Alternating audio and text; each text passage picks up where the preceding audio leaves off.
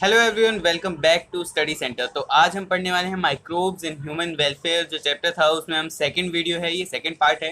क्योंकि first video मैंने काफ़ी शॉर्ट की थी ताकि आप बोर ना हो जाएं, और ये वीडियो जो है आप पूरी की पूरी पूरा का पूरा चैप्टर रिवाइज कर पाएँ, क्योंकि दोबारा वीडियो सेम वीडियो जाके देखना थोड़ा बोरिंग लगता है। इसलिए मैंने सेकंड पार्ट बनाया इस वीडियो का। So this is the second part of the video, जिसमें हम माइक्रोब्स इन सीवेज ट्रीटमेंट और बायोगैस फॉर्मेशन में जो जो माइक्रोब्स यूज होते हैं, साथ ही साथ हम बात करने वाले हैं बायो कंट्रोल एजेंट्स, यानी जिन माइक्रोब्स का हम यूज़ कर सकते हैं, या फिर जिन माइक्रोब्स को किल करने के लिए हम कुछ यूज़ करते हैं कुछ स्पेशल एजेंट्स, जो कि हमें किसी तरीके से नुकसान पहुंचाते हैं हमारी एग्रीकल्चर प्रोडक्ट को। उन सब के बारे में हम जानने वाले हैं।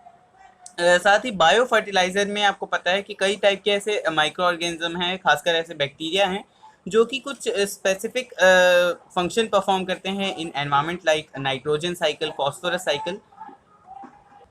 तो ये जो माइक्रोब्स हैं, इन स्पेसिफिक फंक्शंस की वजह से बायो फर्टिलाइजर, यानी एक जो बायोलॉजिकल ऑर्गेनिज्म हो जो कि फर्टिलाइजर की तरह एक्ट करे, यानी कि किसी भी तरह हमारे जो भी सॉइल है उसकी फर्टिलिटी को इंक्रीज करे, वो ऑर्गेनिज्म कहलाते हैं बायो फर्टिलाइजर, राइट।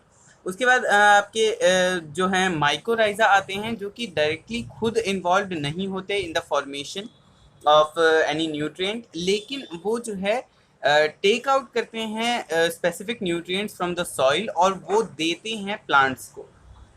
तो सबसे पहले जो है हम बात करेंगे माइक्रोब्स इन सीवेज ट्रीटमेंट, किस तरीके से यूज होते हैं माइक्रोब्स इन सीवेज ट्रीटमेंट, उसकी बात करने वाले हैं। तो माइक्रोब्स इन सीवेज ट्रीटमेंट में देखें, सीवेज और municipal waste contains human excreta and other organic waste. सबसे पहले आप ये याद रखें कि जो जिस सीवेज की हम बात कर रहे हैं उसमें हम बात कर रहे हैं बेसिकली जो उसमें मटेरियल इन्वॉल्व होगा वो मोस्ट ऑफ द टाइम्स जो होगा हमारा ऑर्गेनिक वेस्ट होगा। इसीलिए जो माइक्रो ऑर्गेनिजम्स हैं हम उन्हें यूज कर पा रहे हैं to digest that organic waste. जो भी ऑर्गेनिक वेस्ट में जैसे कि मतलब ह्यूमन एक्सक्रीटा आ सकता है, साथ ही साथ जो फलों सब्जियों के छिलके होते हैं, या फिर हम सीरियल्स को धो करके जो पानी होता है वो डाल देते हैं बेसिन वगैरह में। आप देखिए, सीवेज और municipal waste contains human excreta and other organic waste, यानी बेसिकली जो उसमें वेस्ट होता है, जो भी जो भी वेस्ट चीज़ें जाती हैं सीवेज में, या फिर म्यूनिसिपल वेस्ट जो होता है हमारा, जो सीवर कहते हैं, उसमें बेसिकली जो है ऑर्गेनिक वेस्ट होता है। इसीलिए उसे माइक्रो ऑर्गेनिज्म जो है बैक्टीरिया, फंजाई एक्सेट्रा, उसे डाइजेस्ट कर पाते हैं।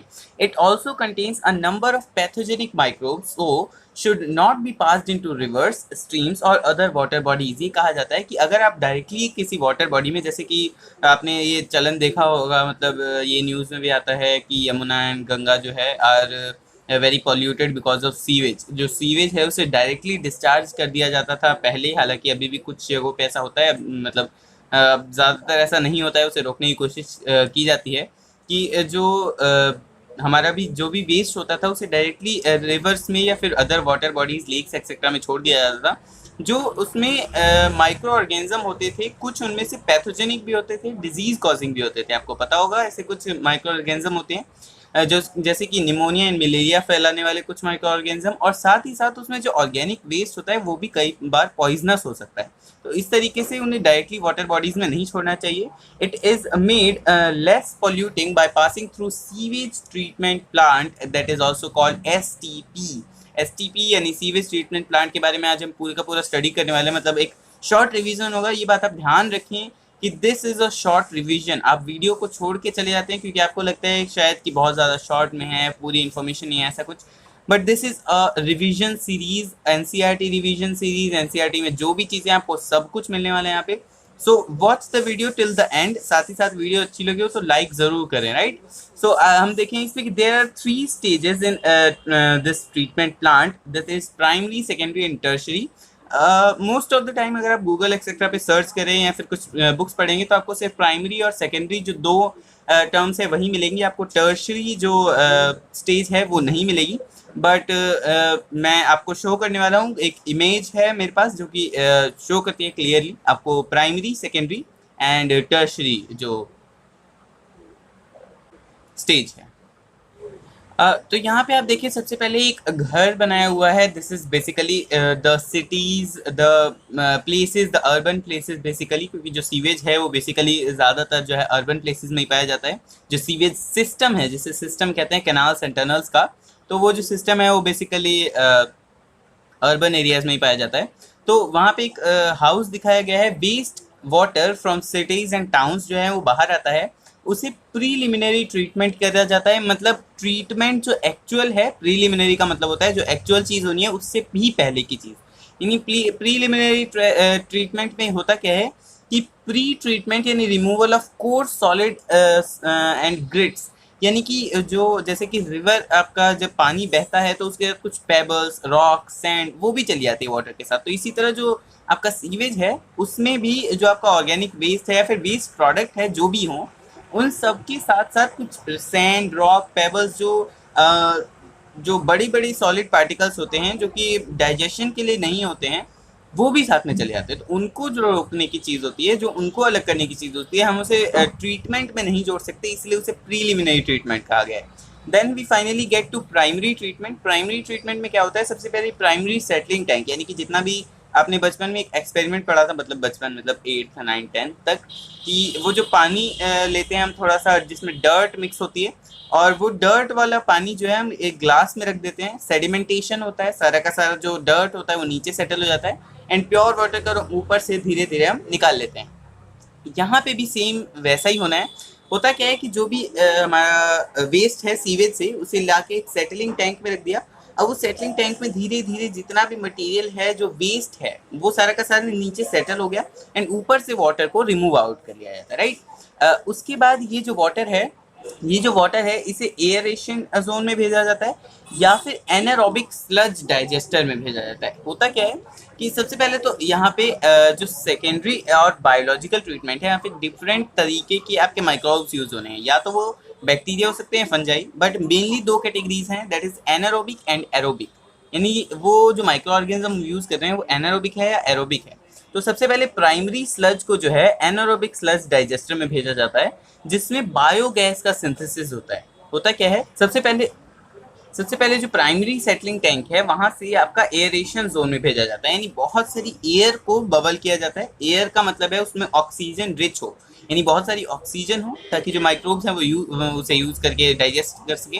और साथ में एयर जो है वो भी भेजा जाता है, और जो लिक्विड वाटर यानी जो हमारे सीवेज से आया हुआ वाटर था उसे डाला जाता है। अंदर आपको मैंने बताया था पहले से बहुत सारे माइक्रोब्स होते हैं, साथ में कुछ इनोकुलेट किए जाते हैं एरोबिक बैक्टीरिया, जो कि बैक्टीरिया नहीं कहेंगे आप, यहाँ पे सिर्फ माइक्रोब्स कहेंगे, जो कि इसे डाइजेस्ट करते हैं। जो डाइजेशन कंप्लीट हो जाता है और कुछ ऐसा वेस्ट बच जाता है जो कि एरोबिक बैक्टीरिया डाइजेस्ट नहीं कर सकते, तब आते हैं ये बारी एनारोबिक डाइजेशन की। एनारोबिक डाइजेशन के लिए उसे सेकेंडरी स्लज बोला जाता है, जो हमारा बच गया है उसे भेजा जाता है एनारोबिक स्लज डाइजेशन में। एनारोबिक स्लज डाइजेशन में वो आ गया। ये फाइनल टैंक है जिसमें क्या किया जाता है, जिसमें जो बैक्टीरिया हैं या फिर आप कहेंगे माइक्रोब्स, एनसीईआरटी में आपकी सिर्फ माइक्रोब्स वर्ड दिया हुआ है, तो माइक्रोब्स जो हैं वो एनारोबिक होते हैं। वो एनारोबिक जो माइक्रोब्स हैं वो जो आपके एरोबिक बैक्टीरिया हैं या फिर माइक्रोब्स हैं, जो एनारोबिक माइक्रोब्स हैं वो आपके एरोबिक माइक्रोब्स को भी डाइजेस्ट कर जाते हैं, और साथ ही साथ जो आपका अदर वेस्ट प्रोडक्ट जो भी कि बच गया था उसे भी डाइजेस्ट कर जाते हैं। होता क्या है कि फाइनली आपका प्योर वाटर या फिर कुछ जो सॉलिड पार्टिकल्स हैं उनको छोड़ के जो आपकी जो भी ऑर्गेनिक वेस्ट है सारे के सारे डाइजेस्ट हो जाते हैं यहाँ पे, और फॉर्मेशन होती है फाइनली बायोगैस की। बायोगैस क्या होती है, जो आपका CH4 CO2 H2 और H2S का जो कॉम्बिनेशन है वो फॉर्म होता है। Then we are finally here we have 80 to 90% organic solids जो है यहाँ पे बचे हुए थे, उसे हमने एनारोबिक डाइजेशन के थ्रू डाइजेस्ट करके बायोगैस में कन्वर्ट कर लिया है। अब जो यहाँ पे बचा है, यहाँ पे जाने के बाद आपका सेकेंडरी सेटलिंग भी हो गई, यानी जो भी बचा था सॉलिड पार्टिकल निकल गया। अब जो यहाँ पे वाटर बचा है उसमें सिर्फ कुछ गैसेज या इनऑर्गेनिक सब्सटेंसेज हो सकते हैं, उन्हें निकालने के लिए डिसइंफेक्शन किया जाता है, यानी कि आपकी क्लोरीन गैस मिलाई जा सकती है, ओजोनोलिसिस हो सकता है, यानी कुछ ऐसी और इनऑर्गेनिक प्रोसेसेस की जाती है, रिएक्शन परफॉर्म की जा सकती हैं, जिसकी वजह से वो वाटर पूरी तरीके से प्योर हो जाए और उसमें मिनरल्स बने रहें। तो यहाँ तक आपका हमने कंप्लीट कर लिया जो आपका STP है, यानी सीवेज ट्रीटमेंट प्लांट है। Then we are finally back at biogas या फिर गोबर गैस, जो आपकी गोबर से या फिर ऑर्गेनिक जो भी वेस्ट होता है उससे हम गैसेस जो बनाते हैं हम उनकी बात करने वाले हैं। सो बायोगैस या गोबर गैस की बात कर रहे हैं, ये फॉर्म कैसे होता है, इसकी प्रोसेस क्या है। तो biogas is a methane rich fuel gas है ये, जिसे यूज किया जा सकता है बेसिकली बर्निंग के लिए, और साथ ही साथ बर्निंग के थ्रू ही आगे इलेक्ट्रिसिटी प्रोड्यूस की जा सकती है। कई बार कंफ्यूजन होती है कि कुकिंग के लिए यूज किया जा सकता है या फिर इलेक्ट्रिसिटी प्रोड्यूस करने के लिए, तो ये कंफ्यूजन हो जाती है कि ये मतलब इलेक्ट्रिसिटी जो प्रोड्यूस होगी वो क्या बिना बर्निंग की हो जाएगी, ऐसा नहीं है, बर्निंग ही करनी पड़ेगी आपको। एंड फाइनली टरबाइन को मूव करके आप इलेक्ट्रिसिटी प्रोड्यूस करेंगे, प्रोड्यूस बाय एनारोबिक ब्रेकडाउन और digestion of biomass with the help of methanogenic bacteria. होता क्या है कि यहाँ पे जितना भी आप ऑर्गेनिक वेस्ट डालेंगे, बेसिकली वो ऑर्गेनिक वेस्ट जो कि मिथेनोजेनिक बैक्टीरिया डाइजेस्ट कर पाएँ, और मिथेनोजेनिक बैक्टीरिया सबसे इजीली डाइजेस्ट कर पाते हैं जो रूमिनेंट ऑर्गेनिज्म है उनका वेस्ट, उनका एक्सक्रीटा, और वो जो है गोबर कहते हैं हम हिंदी में, तो वो जो गोबर है उसमें प्रेजेंट होते हैं सबसे ज़्यादा। आपको ये बात और ध्यान रखनी है कि मिथेनोजेनिक बैक्टीरिया जो है मैक्सिमम प्रेजेंट होते हैं रूमिनेंट ऑर्गेनिज्म के स्टमक में, ये बात आप ध्यान रखेंगे। It is an ideal gas made up of 50 to 70% methane. आप सोच समझ सकते हैं कि कितना ज़्यादा परसेंटेज ऑफ मीथेन है इसमें। Then we have 30 to 40% CO2, 1 to 5% H2 and traces of oxygen, nitrogen and H2S। यहाँ पे H2S को भी ट्रेसेस में कहा गया है, बट आपको जो बेसिक कंपोनेंट प्रेजेंट है NCERT में जो दिए हुए हैं उसमें सिर्फ methane, carbon dioxide, hydrogen gas and जो हाइड्रोजन सल्फाइड है या फिर H2S है, सिर्फ यही प्रेजेंट है, right. The most important microbe involve in the production of biogas are methanogenic anaerobic methanobacterium या फिर बैसिलस। ये जो दो टाइप के बैक्टीरिया हैं जो कि मिथेनोजेनिक है, यही दोनों यूज होते हैं इन द बायोगैस प्लांट।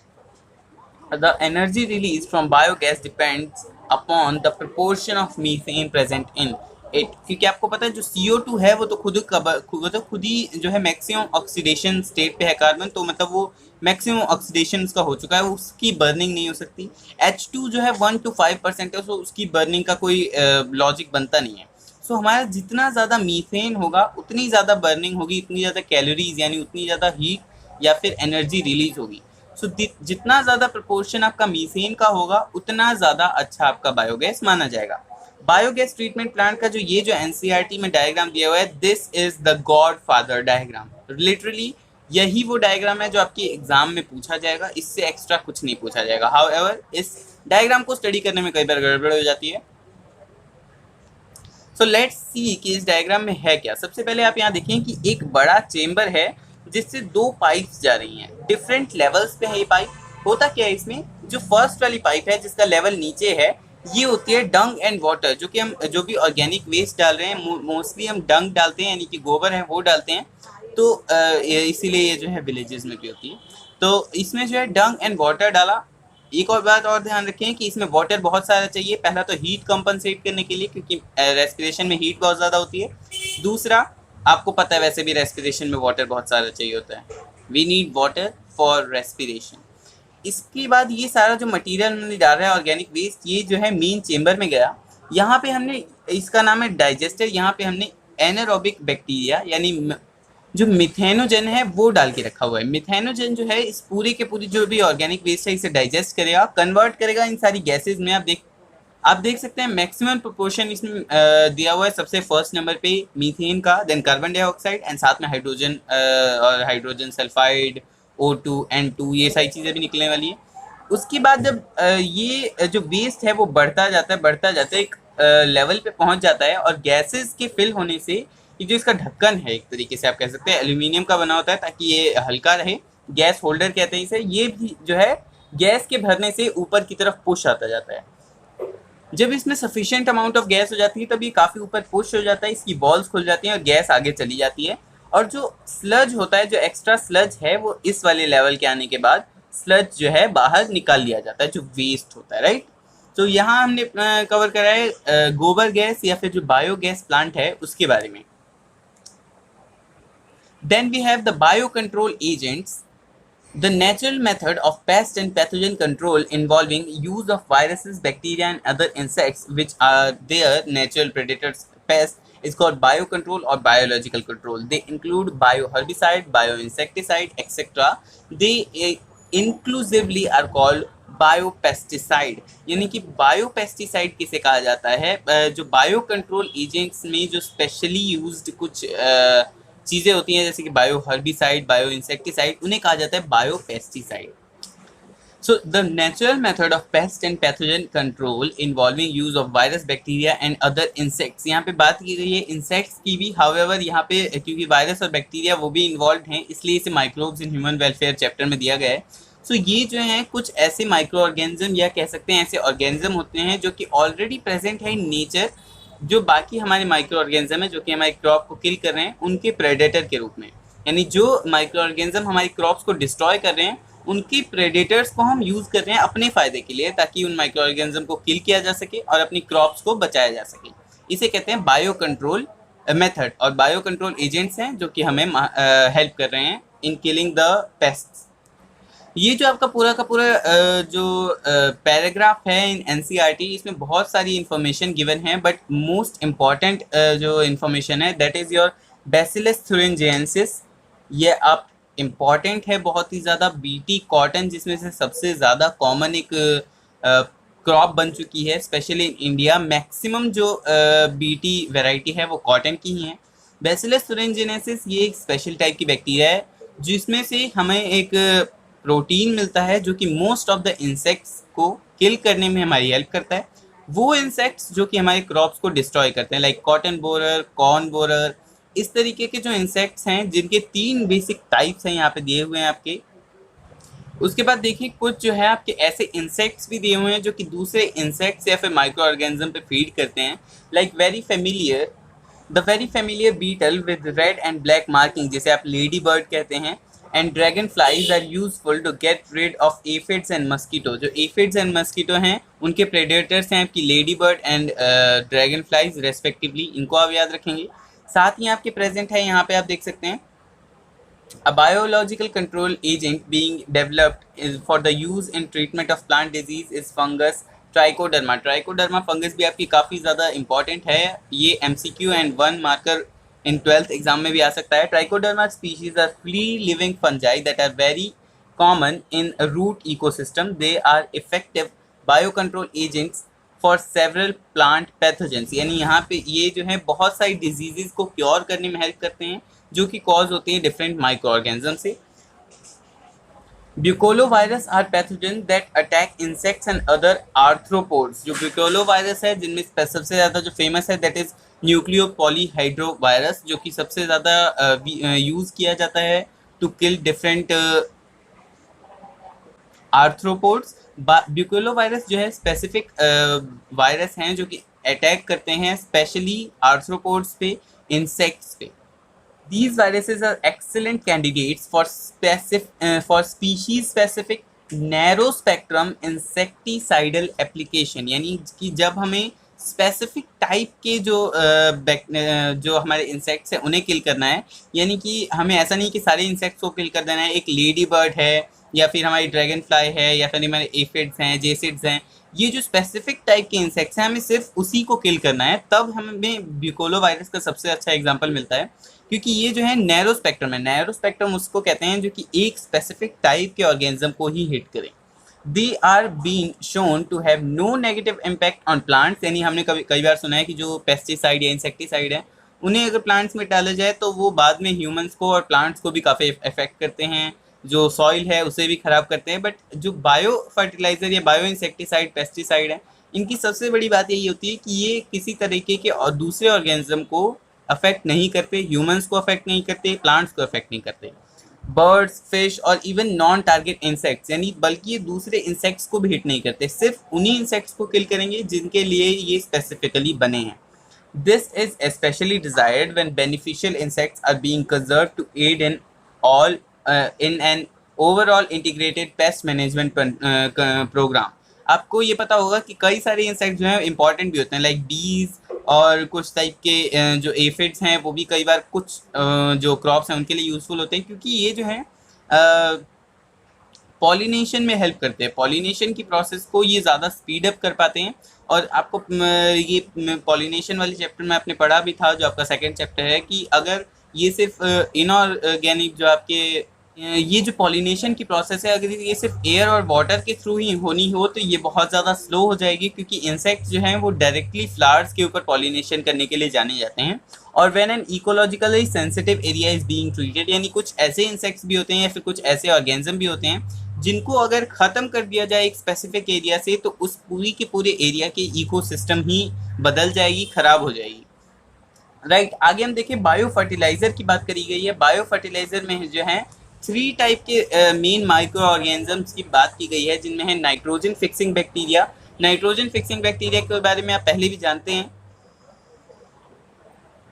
आपने एनाबिना एंड नॉस्टॉक के बारे में पढ़ रखा है, जो कि ऐसे बैक्टीरिया हैं जो कि यहाँ पे आपको एग्जांपल दिया गया है, एजोटोबैक्टर, बैसिलस, क्लोस्ट्रीडियम, बेंजेरिकिया। ये जो है ऐसे ऑर्गेनिज्म है जो कि डेड एंड डिकेइंग ऑर्गेनिज्म पे फीड करते हैं, यानी सेप्रोट्रॉफिक हैं, और ये फ्री लिविंग है और ये नाइट्रोजन फिक्सेशन कर सकते हैं, ऐसी फॉर्म में ला सकते हैं नाइट्रोजन को जो कि प्लांट्स यूज कर सके।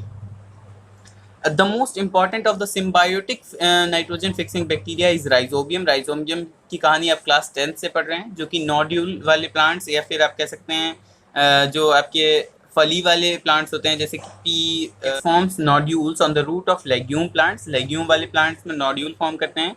There are about a dozen species of rhizobium. Rhizobium की बहुत सारी स्पीशीज, इनमें से 3-4 स्पीशीज यहाँ पे दी गई हैं, which form association with different leguminous plants. Mycorrhiza is mutually beneficial or symbiotic association of a fungus with the root of higher plant. Higher plant यहाँ पे पाइनस की बात की गई है, जो हायर प्लांट यहाँ पे जिम्नोस्पर्म की बात करी गई है, जो कि एक बहुत ही ज़्यादा एडवांस जो टाइप ऑफ प्लांट हैं, जो कि मेनली माइकोराइजा को यूज़ करते हैं फॉर फॉस्फोरस। कई बार जो आपके जिम्नोस्पर्म्स है वो ऐसी सॉइल में ग्रो कर रहे होते हैं जहाँ पे फॉस्फोरस काफ़ी कम अमाउंट में होता है। तो जो माइक्रोराइजा में आपके जो फंगस होती है, जैसे कि ग्लोमस जो सबसे ज़्यादा फेमस स्पीशीज़ हैं, ये क्या करती है, जो सॉइल है उसमें से थोड़ा बहुत जो फॉस्फोरस होगा उसे भी सक करके निकाल के प्लांट को दे देती है, एंड प्लांट फाइनली उसे जो फूड होता है वो प्रोवाइड करता है और साथ में शेल्टर देता है। The fungus symbiont absorb phosphorus for the plant. Last part है हमारा नाइट्रोजन फिक्सिंग साइनोबैक्टीरिया या फिर ब्लू ग्रीन एल्गे हैं, जिनमें से कुछ फेमस बैक्टीरिया हैं, जैसे नाइट्रोजन फिक्सिंग साइनोबैक्टीरिया, जैसे कि ब्लू ग्रीन एल्गी में सबसे ज़्यादा एनाबिना एंड नॉस्टॉक फेमस है। साथ में ऑसिलेटोरिया एंड एजोला एनाबिना भी आपने सुना होगा। Association is of great importance to agriculture. जो ब्लू ग्रीन एल्गी जो कॉमनली यूज़ किया जाता है वो बेसिकली एजोला एनाबिना कॉम्बिनेशन ही होता है। Azolla pinnata is a free floating fresh water form which multiplies rapidly. बहुत जल्दी ग्रो करने वाले होते हैं, इसीलिए इनको यूज़ करना भी आसान होता है। अगर आप थोड़े अमाउंट में भी इसे जो आपका क्रॉप फील्ड है उसमें स्प्रेड करते हैं तो बहुत जल्दी ग्रो कर जाते हैं। Doubling every 5 to 7 days, the fern can coexist symbiotically with Anabina, that is a cyanobacteria, and fix atmospheric nitrogen in paddy field for rice plant, and it does not interfere with their growth. एक ये जो association है वो आप ध्यान रखें, ये कि जो एनाबिना एजोला है वो एक साथ उग सकते हैं, साथ ही साथ ये जो हैं पैडी फील्ड राइस फील्ड में उगने के लिए बहुत ज़्यादा जाने जाते हैं। राइस को सबसे ज़्यादा फायदा पहुंचाने के लिए एजोला एनाबिना जाने जाते हैं। In some south east Asian countries specially China, the rice field are regularly provided with anabaena and azolla, ताकि ये ज़्यादा से ज़्यादा प्रोडक्शन कर सकें। राइट, तो यहाँ तक हमने जो है माइक्रोब्स इन ह्यूमन वेलफेयर जो चैप्टर है उसको पूरा का पूरा कवर किया हुआ है। जितनी भी इन्फॉर्मेशन इस पूरी के पूरे चैप्टर में एनसीईआरटी में दी गई थी, साथ ही साथ कुछ एडिशनल इन्फॉर्मेशन जो कि एनसीईआरटी में भी नहीं थी, वो सारी की सारी प्रोवाइड की गई हैं। अगर आपको वीडियो अच्छी लगी हो तो वीडियो को लाइक ज़रूर करें।